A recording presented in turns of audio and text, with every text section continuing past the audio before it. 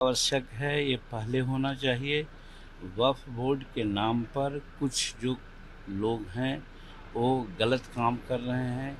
जिस ज़मीन से कोई मतलब नहीं उस ज़मीन को भी वक्फ बोर्ड की ज़मीन बात कर लेते हैं, और नियम ऐसा है कि एक बार वो कह देते हैं कि हाँ ये ज़मीन वक्फ बोर्ड की है तो उसकी कोई सीमाएं नहीं है, मान्यता है कि वो मान लेना पड़ेगा।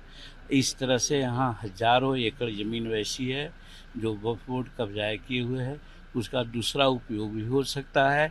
इसलिए आज समय के तगादा है कि माइनॉरिटी के जो गरीब तबके के लोग हैं उनके हित में भी अच्छा है कि वक्फ बोर्ड के कानून में परिवर्तन होना चाहिए, कि भाई उसका जो लेजिटिमेट चीज़ है, जो हक है वो मिलना चाहिए, न कि उसके नाम पर जो अनाप शनाप कर करके लोग ज़मीन कब्जा कर लेते हैं और दहेज जमाते हैं और गलत अर्निंग करते हैं, वो नहीं होना चाहिए। सर, अयोध्या में जो घटना घटी, एक माइनर लड़के के साथ रेप की घटना घटी है, उस पर अखिलेश यादव देखिए ये तो दुर्भाग्यपूर्ण घटना है, इस तरह की बातें नहीं होनी चाहिए, और अगर हुई है तो उस सरकार को त्वरित कार्रवाई करनी चाहिए। हमको मालूम हुआ है कि वहाँ का चीफ मिनिस्टर बहुत पार्टिकुलर इस पर एक्शन लिए हैं और उसके जो कल्प्रिट हैं उसको पकड़ने का प्रयास चल रहा था, हो सकता है पकड़ा भी गया होगा, और उसके जो परिवारजन हैं उसको उचित मुआवजा की भी बात उन लोग किया है।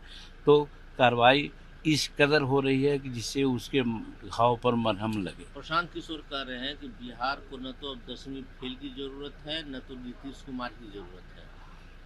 अब अल्टीमेटली कहा जाए कि प्रशांत कुमार की ही ज़रूरत है, वही आ जाएं, जनता वहाँ उनको ये कर ले तब हो जाएगा बिहार। आखिरी सवाल सर, रांची जाना हुआ था, क्या हम पार्टी वहाँ चुनाव लड़ने की? राष्ट्रीय कार्यकारिणी की हमारी बैठक थी, बैठक में हम लोगों ने वहाँ पर निर्णय लिया है आगे का चुनाव बिहार का होना है, झारखंड का होना है, उपचुनाव होना है।